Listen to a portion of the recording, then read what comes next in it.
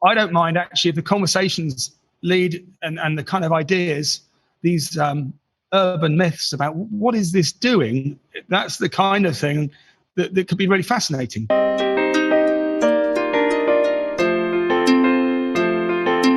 Welcome to Spur of the Moment, the podcast of Colorado State University's Spur campus in Denver, Colorado. Up close, you'll be able to see these beautiful printed circuit boards and the components like pieces of jewelry, but then they'll come to life, they'll breathe. I think creating work that can be experienced in many different forms, I think is really useful.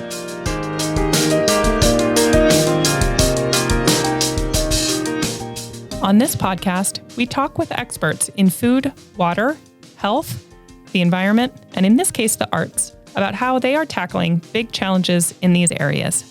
I'm Jocelyn Hiddle, and I am joined today by Jason Bruges, an artist, designer, and head of Jason Bruges Studio. Jason's studio does public art installations that incorporate technology, lighting, robotics, and various media, and that respond to their audience and environment. The Jason Bruges Studio will also have an installation at CSU Spur campus. Jason is joining me virtually from London today. Welcome, Jason. Oh, thank you very much. I'm very glad to be here. I hesitated a bit to simply refer to you as an artist in that intro. The work you do really sits at the intersection of a number of different disciplines. How do you describe your work? Well, that's right. I trained as an artist, but then my primary training was as an architect. So it crosses over between art, architecture, and technology. So if you draw a kind of, I suppose, a classic Venn diagram, I'm in that little intersection in the middle, which doesn't really fit easily into one word. But yes, I'm an artist working with technology at an architectural scale. Interesting that you have this varied background and that your work is really interdisciplinary as a result. Your team does, I believe, primarily public art installations. And I think when many people think of public art, what comes to mind is maybe a mural or a large sculpture in a park. But what you just described of sitting at the center of that Venn diagram of art, technology, and architecture leads to very different types of public art that use different media and use a lot of technology. My understanding is it's also frequently interactive with its audience or responsive to the environment around it. Can you talk a bit more about both that interactivity and the interdisciplinary nature of what you do? So yes, interactivity is a key thing, thing we're looking at in the work. And quite often we're using the movement of people through space and interacting with that and using that as a kind of instruction or a cue for the work to come to life, for how it kind of performs. It's almost like a sort of notation. And I've got a piece of work which you'll have to sort of imagine this. It's a grid of fiberglass pandas, like the giant pandas, and they actually rotate to track you, and they all look like they're kind of staring at you. And it was a commission for the World Wildlife Fund, and it was all about obviously bringing people to think about what the World Wildlife Fund stands for, but interestingly, the piece is very compelling because you're being stared at by 100 pandas. So if you can imagine that, walking around this grid, this little kind of army of pandas looking at you, and they basically track, and they won't stop tracking you until you stop moving. And we're using, in that instance, thermal cameras to map the movement of people, and it plays back into the choreography of the artwork. And that happens sort of again and again. We're looking at environments or aspects of environments that are interesting and feeding that directly into the work. So can you help us understand a little bit more, as a public artist, what is that process like for you to be brought into a project? What types of places do you work? How do you and your team become a part of a project? So my commissioners or clients are very often making new spaces. So whether that is for higher education, for universities, colleges, or whether it's for infrastructure. So not too long ago, we finished a piece of work that's at Dallas Love Field Airport, and we're mapping the movement of people on walkways through there. And that was an open competition, as was the commission here. We're currently working in the Harvard Medical Campus for the new children's hospital there, and we're creating a piece for the lobby. Whilst that was an invited competition, they'd seen a piece of work we'd created in the children's hospital in London, and the pieces of work there are very much about sort of distracting the children on their way to surgery or for treatment. Look, quite often competitions, but sometimes it's also the designers of the spaces that come to us because they can see how our work will weave into those environments, and they might have an idea for a space or a setting where our work might help bring the environment to life and add another layer to it. As we've mentioned, you and your studio have a piece that will be installed at the CSU Spur campus. That piece, like many of yours, includes technology. It's got lighting and integration of data that's being collected in the building. Can you talk a little bit more about how technology is used across your various pieces? So the sort of mixed media component to the work is quite often using technology in different ways. So we're using light or display technology to sort of animate spaces and bring them to life. But there are other sort of technical components we're working with. Currently working with a series of robotic arms, the type of arms you might see in an automotive factory. We're animating and choreographing a landscape in downtown Tokyo using 4 of these robot arms. And so we're using sort of technology. It's applied use of technology to different sorts of environments to create these performances, these artful performances that kind of animate and bring spaces to life. And this technology is really part of the story. Really, the important bit is telling the story and what the work is about. So it's not technology for technology's sake. It's not a case of, this is the answer, but what was the question? There's a sort of there's a narrative that's being told. So can you maybe describe a couple of your installations and what it was like to see people experience them for the first time?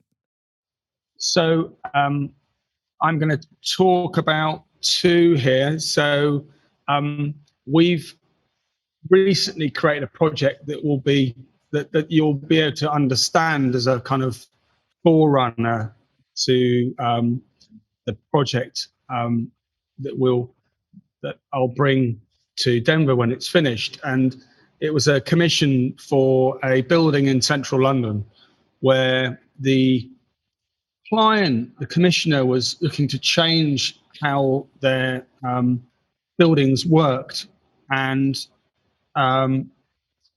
therefore we're bringing in a team to look at greening the inside of the building. So bringing in planting and bringing in some sort of an internal garden, which was actually going to be tended for and looked after by a local community.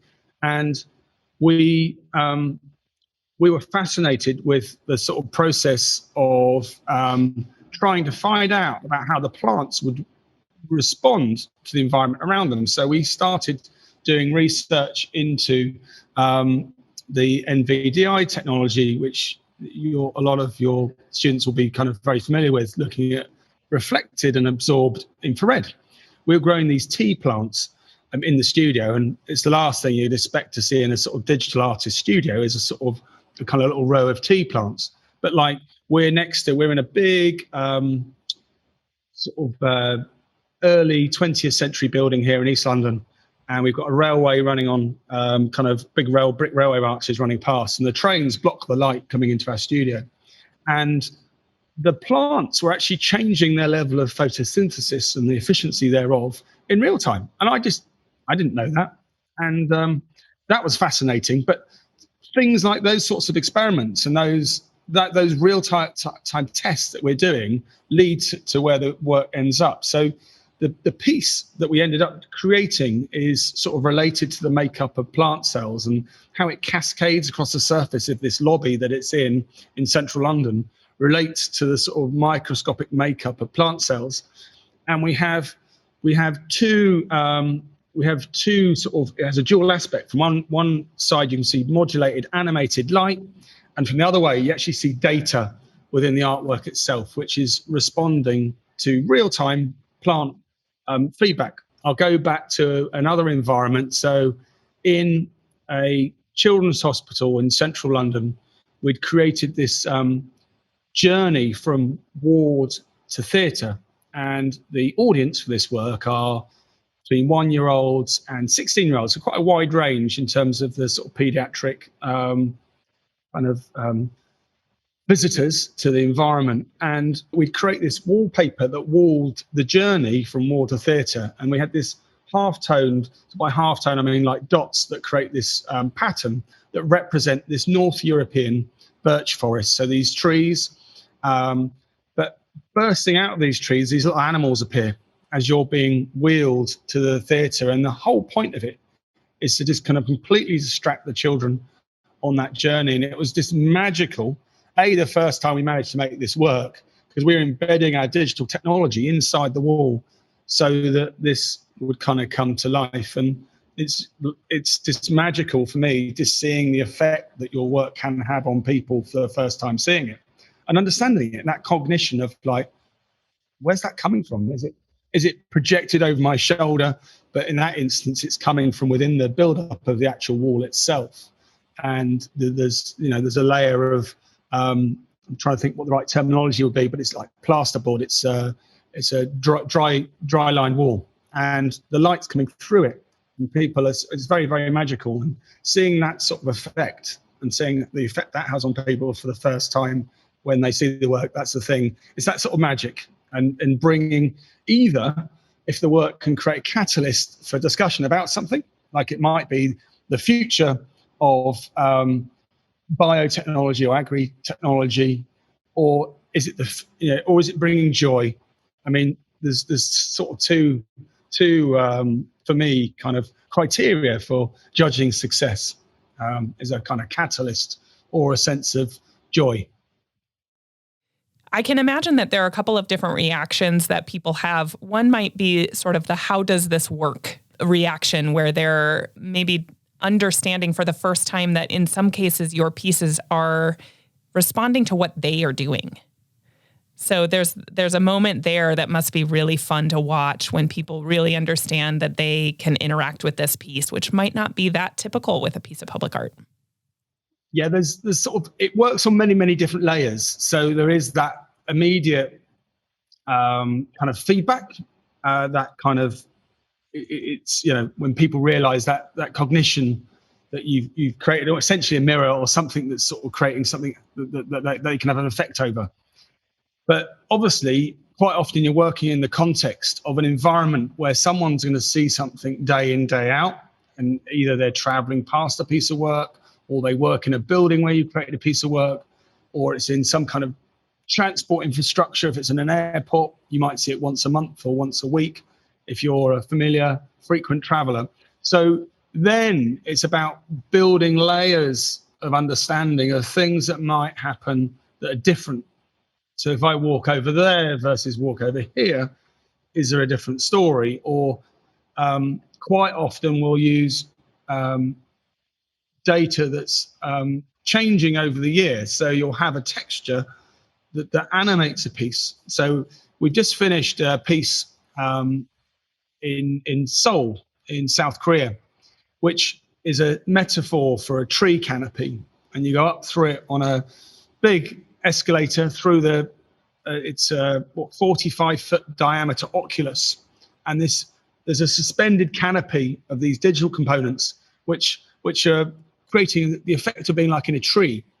And we're using real-time weather data all the time to change what that feels like. So if there's a gust of wind outside, this artwork will animate and change inside at the real time. So you've got this link to the outside, and there we slowly change the effect of the seasons on the artwork. So it's not any dramatic changes, and it may reverse and go back again like the weather does.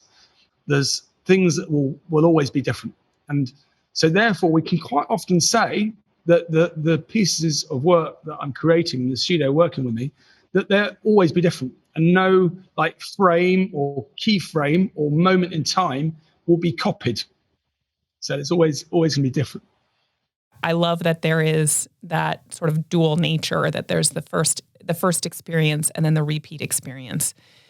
maybe we could talk a little bit about the piece that you all will be installing at the CSU Spur campus, because it also will have that first experience that people have. It is installed on a glass pedestrian bridge that goes between two of our buildings. So there'll be the first experience that people have both from the outside of the building and walking through that bridge. And then a repeat experience for people like me who will be living in that building.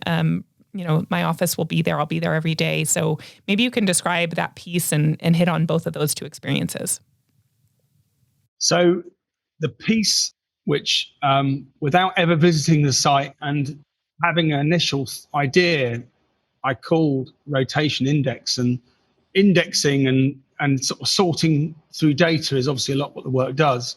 And rotation came from an idea which, very simply, and this was a kind of, imagine a common theme, was looking at the landscape and the pivot irrigation systems, the historical ones, and looking at the effect that that has on our environment, but actually being fascinated by that movement and that direct impact of a mechanical movement on our environment, but then actually thinking about circles and the circle of life and data visualization system using circles, systems of measuring, looking at kind of sectors on kind of even looking right down to the electronics in front of me. There are circles in the hard drive or in solid state parts of equipment where things are being plotted and measured all the time. So it was sort of an element of measuring and representation that came from the idea of circles. So when you look at the bridge, you'll see this matrix, this kind of grid of little circles. They have holes in them, so they are kind of, there's various geometric terms for that kind of flat torus or that donut. But the idea being that it's something that doesn't kind of cover or block the architectural elevation. It allows you to look through this bridge. The bridge is habitable. I believe there'll be events on the bridge itself. It's a circulation space. So interestingly, it's something you can see from afar, from the junction at the end of the street. You'll be able to see the artwork, but also from within the bridge, you'll be able to look out through the artwork. So it's something that's actually got to work at different scales. I'm going to get up really close and I can kind of look at the materials, and up close, you'll be able to see these beautiful printed circuit boards and the components like pieces of jewelry, and there'll be craft within those and a kind of technology, but a beauty up close. But then they'll come to life. They'll breathe. Each one of these circles has a series of concentric circles which will illuminate. And at first glance, this will be this kind of living, animated pattern that will bring to life that elevation. But what we're hoping that this piece becomes a portal into specific things that are happening. So if there is an experiment happening in one of the growth chambers or the greenhouse, and there are parameters or things changing, we can use those same parameters to drive the artwork. So in the same ways, I might change some of the conditions in the greenhouse to see what happens with an experiment that might be taking place. That equally will change the output from the artwork. So if you imagine that the kind of artwork is almost like one of those digital pets you used to have as a kid, called it's sort of like Tamagotchi. The artwork is like one of those. If we feed it and water it in certain ways, it will grow and transform, and it will have different outputs that we won't know until we've given it those parameters. So it will be needed to be fed and looked after or watered by that data. So that data will be its lifeline and will bring it to life.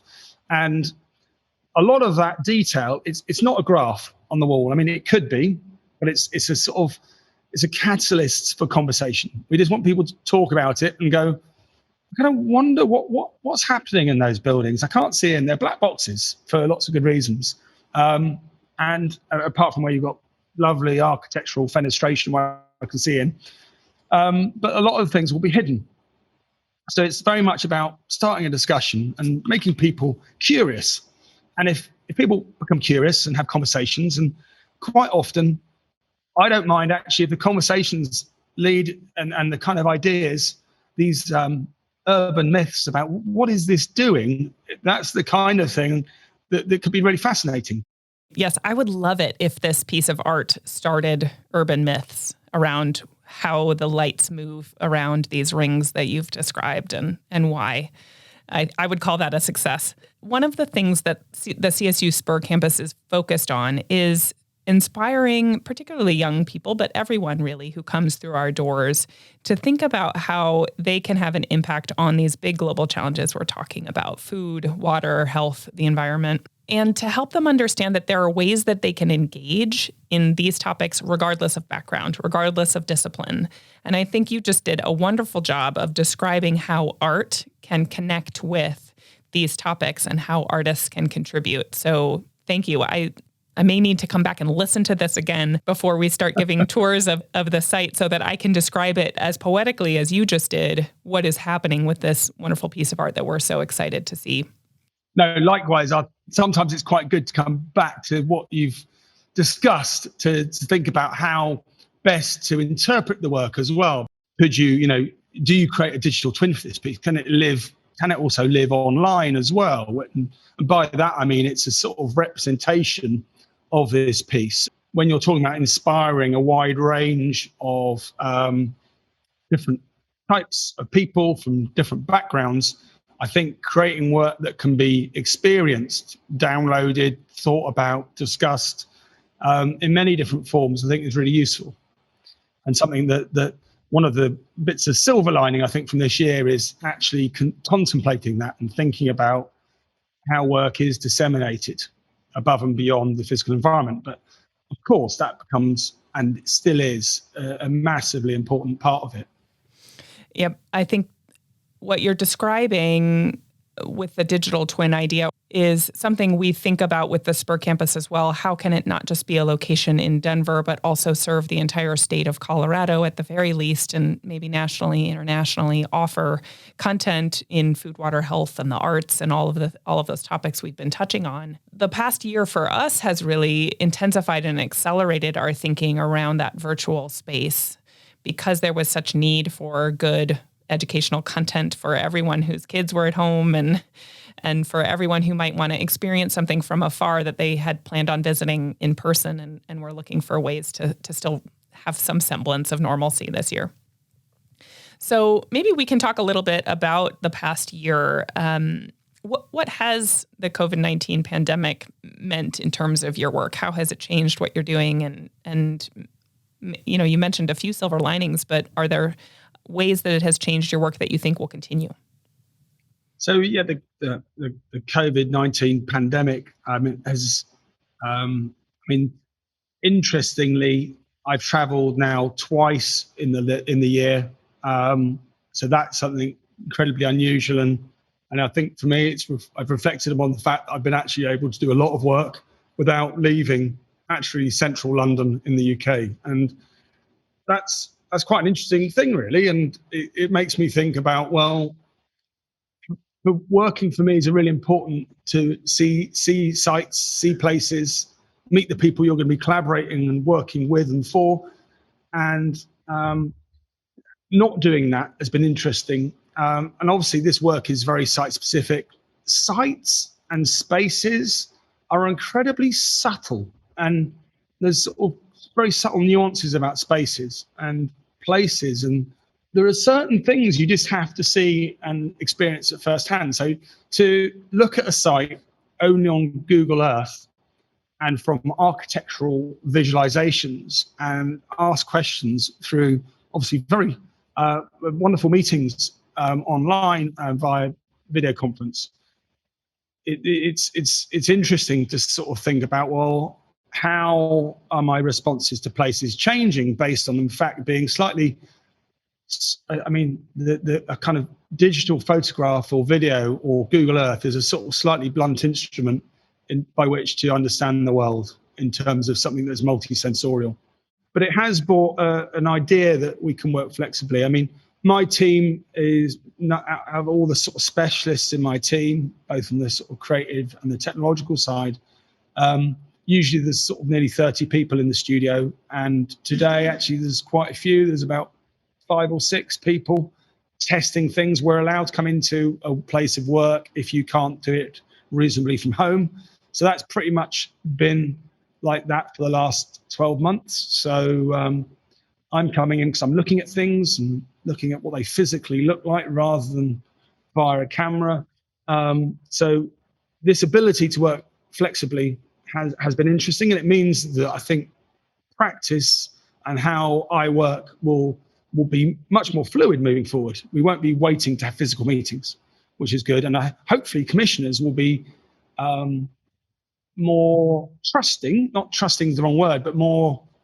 We won't be wedded to a process that it means we have to travel, and I think it will be like important occasions, probably at the start of project still, but hopefully the gateways within the project will be less of them where we have the kind of requirement to be somewhere physically. And I think obviously that's going to be great for all sorts of things environmentally, and spend resource and budget on the bits of project we really want to, that will be manifested and remembered.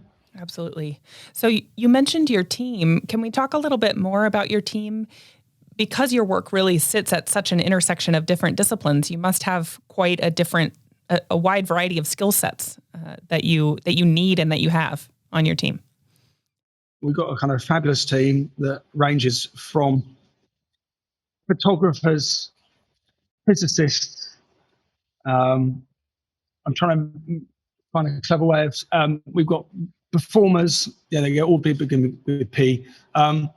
But 3D design, 2D design, time-based performance, coders, engineers of different types, electronic engineers, electrical engineers, mechanical engineers, design engineers, architects, artists. So kind of quite a wide range of people inputting into projects. And I'd say people quite often with dual skills. So I'm always fascinated by the fact that people could have 2 different skills that might be not evident, and they kind of will kind of all be really useful. And that whole everyone in the team is incredibly important at different points of the process of bringing work, making work happen.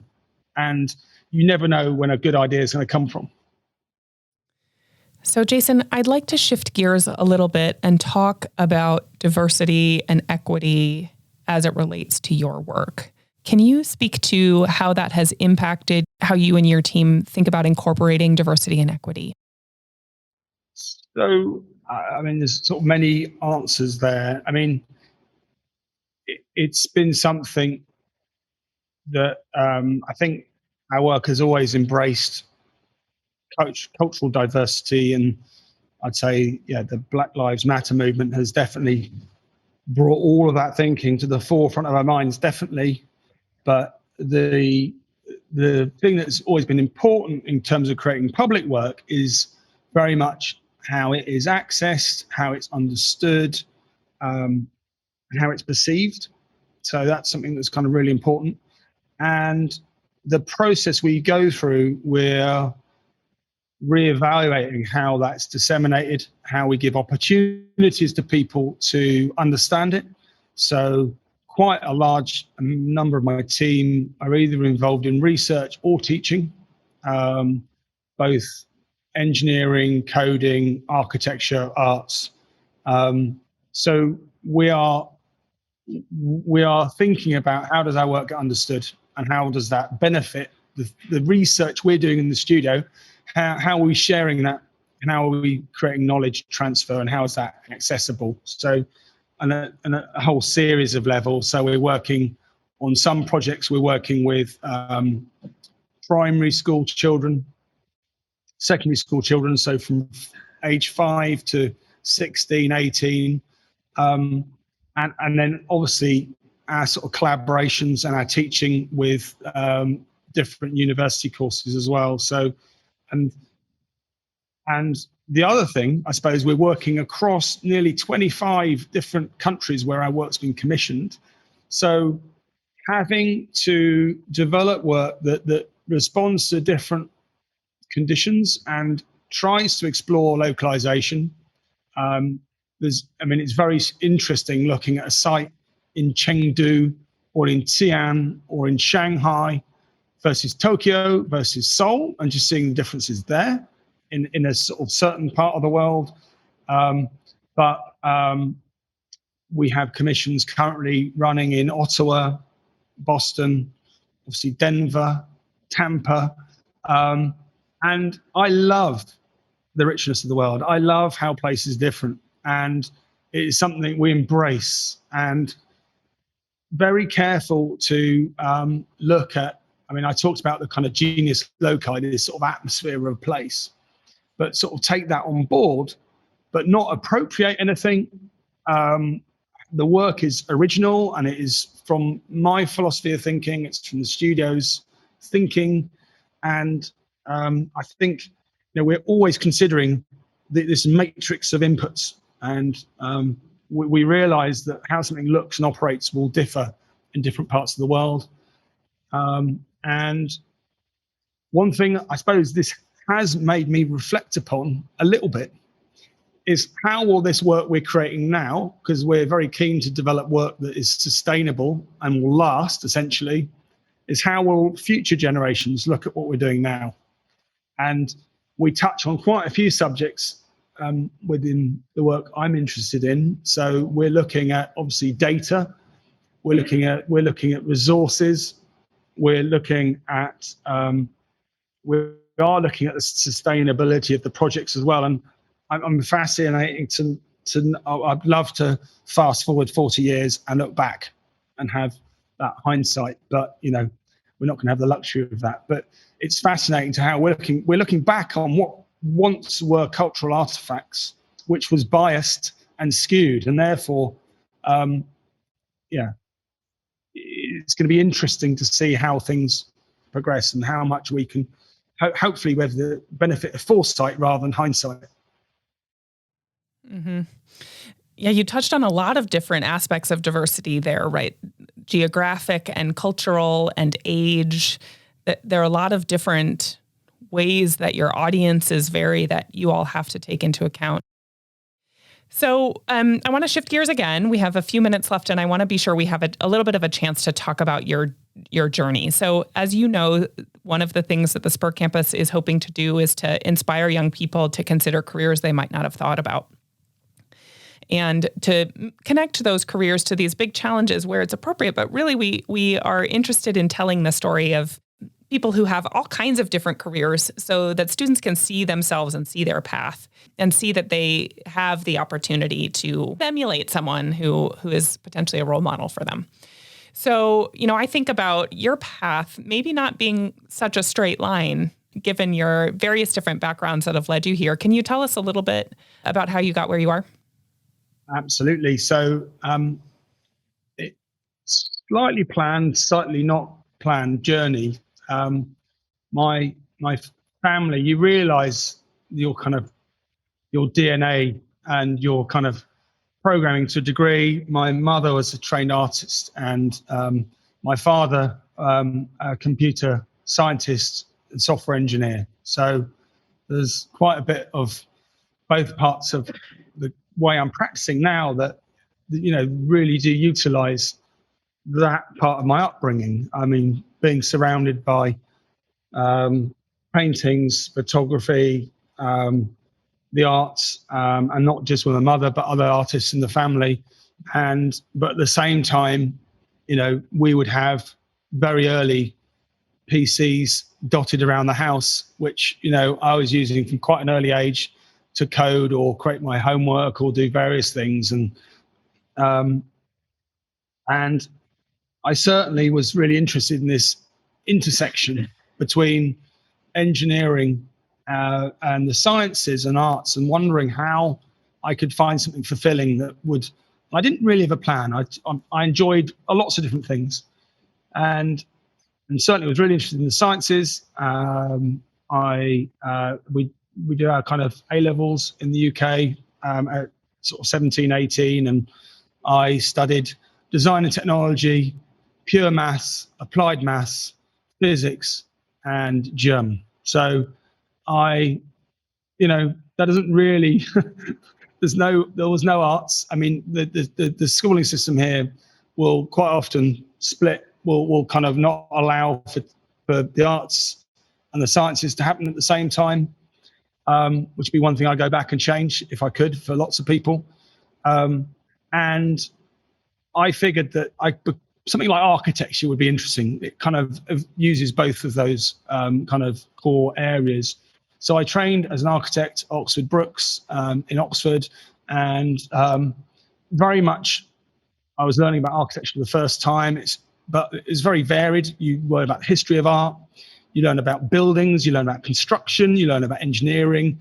We even did environmental psychology, so how buildings make people feel. We had some wonderful professor that was interested in extreme environments, so we learned how spaceships were built. We had some and we had people that were building performance installations. So we had this kind of wide range of inputs. And it's certainly, I was moving at that point, even early on, towards the idea of performance and the idea of a building being a moving, living thing. I worked for Norman Foster, an architect in Hong Kong. Worked on the airport there as a sort of trainee architect, learning how to create production information for buildings. Came back and did my postgraduate at University College London at the Bartlett School of Architecture. But I landed in this unit, and it was under the guise of this gentleman called Peter Cook, who was part of Archigram. A group of architects was quite radical. They thought buildings should walk, perform, change, inflate, all sorts of things. And we were taught really about ways of thinking, and we weren't taught about designing buildings. It was like people became interested in film or robots or different sort of things. And they've got a really big unit now which looks at bioarchitecture, architecture that really links with plants and buildings together. And I advise and teach there and various things now.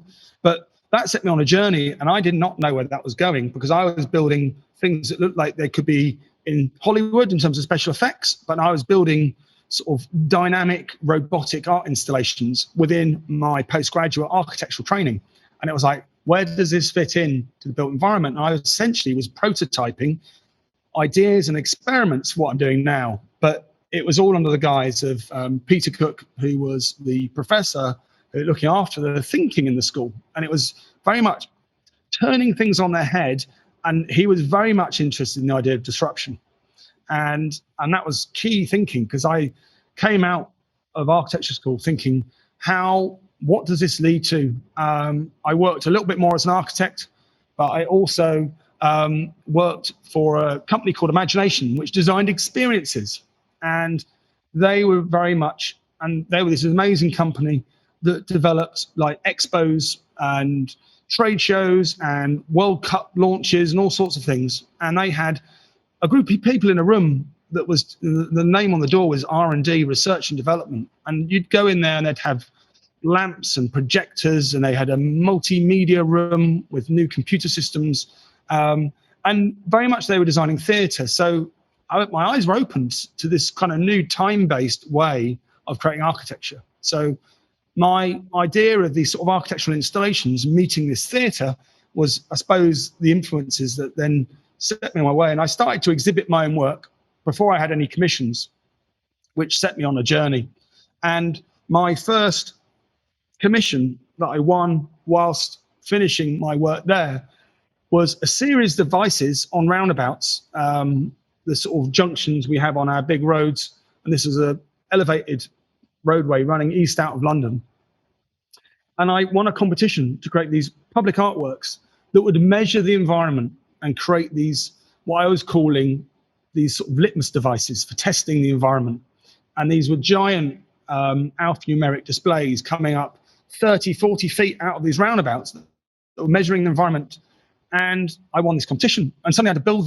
So that's what set me on my way. I had to set my studio up and think about how am I going to, how is this going to progress? So I had an assistant part-time. I had a couple of students helping me. I had a colleague from my last job came and helped me do production design and drawings. And at the same time, won a project for an artwork in a hotel in Spain, where these digital walls would film people walking through the spaces and change color like a chameleon. So that was an early commission, nearly 15 years ago, 16 years ago. So it's projects like that that brought the studio into being. Sort of big environmental barometers on roundabouts and digital wallpapers, which were like a chameleon skin, responding to the kind of fashion and the colors being worn by people. So you said it's been about 15, 16 years. Roughly how many installations have you done in that time? Well, they were built. So I started, I left my last job, actually, it'll be 20 years this summer. The studio was officially incorporated 19 years ago. And I think we've built permanent and temporary pieces, probably around 300. Wow, amazing. Amazing. Of all different scales. So probably the larger projects, about 150. And by large projects, either building facades or things in lobbies or parts of airports or, things.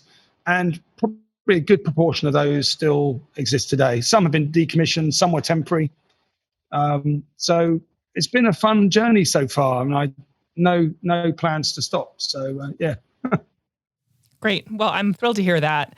And I think from the CSU Spur perspective, I keep circling back to this, that the multidisciplinary approach that we are taking with Spur, I think you're such a good example of what happens when you have multiple influences come together, and certain kind of educational background that intersects with a different kind of passion or an inspiration from an individual who sort of can maybe push you along a certain path.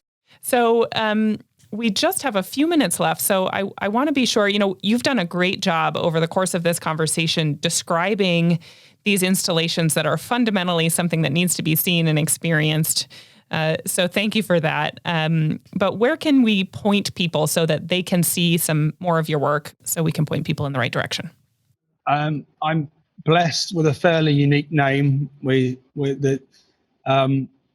So pretty much under any of the social media channels, if you look up Jason Bruges, you'll find some representation. The website is jasonbruges.com, where we have a portfolio of work. It's fairly simple. It's representation of a selection of some of the work.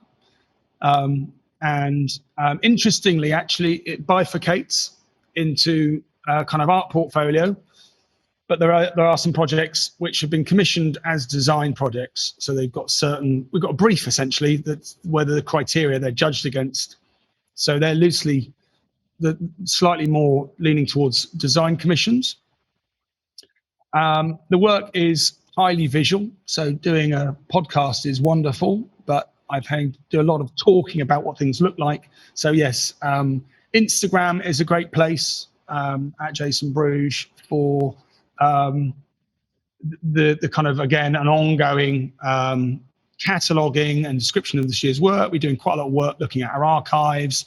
We're doing work where we look at the prototyping we do within the studio. Occasionally, we'll mention what we're up to on Twitter. We have Facebook, and actually, because a lot of the work is moving and animated, the Jason Bruges Vimeo channel is actually quite a good place to look at. Longer versions, we have what people love seeing is the making of, the documenting of, and obviously we will have that for this piece, for Rotation Index. There's something for everyone, and which I think is something nice and means that it will inspire many different types of people, hopefully. Wonderful. Thank you. We will link to all of your various social media channels, and particularly that Vimeo channel is a great recommendation. I highly encourage all of our listeners to go and take a look, because you really don't, it's hard for us to describe how impactful and just fun so many of these installations are, and watching people in their day-to-day life have that discovery moment or interact with it, maybe as they do every day, is really an important component of what makes your work so special and impactful. So we are going to wrap up. So I have a spur of the moment question for you, I forgot about which you have not heard before. But because we focus a little on food at the Spur campus, I'll just ask you, if you had one food that you had to eat every day for the rest of your life, what would that food be? Well, I have to say, I'll do this based on experience. I traveled to Mumbai in India a few years ago with a group of students, and I also had a commissioner there as well. And we were there to see the city, see the culture. We were to look at how things were recycled. We went to the kind of slum areas. We went to the adjacent rural areas. Absolutely fascinating. And I do really love Indian curries. I love all the different varieties of them, Southern Indian, North Indian. Anyway, I was kind of wondering, am I going to get bored of an Indian curry? And I had them for breakfast, lunch, and dinner for 2 weeks. And I have to say I didn't. So that's probably a safe option, is to go down that route.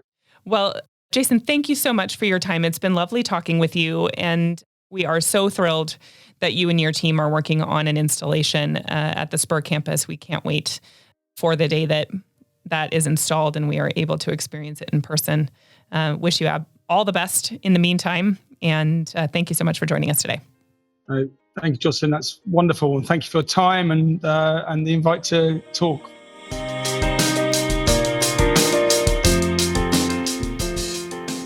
One last thank you to Jason for joining us on the Spur of the Moment podcast today. You can visit his website and see images and video of the amazing installations that he and his team have installed around the world at jasonbruges.com. His last name is spelled Bruges. And do also look for him on various social media channels and on Vimeo to see video of how these installations, which many of which are fundamentally interactive and move with the people and the environment around them, really worth checking them out on Vimeo. Thanks again to Jason, and we'll see you next time on Spur of the Moment. The Spur of the Moment podcast is produced by Peach Islander Productions, and our theme music is by Ketsa. Please visit the show notes for links mentioned during today's episode. We hope you'll join us in 2 weeks for the next Spur of the Moment episode. Until then, be well.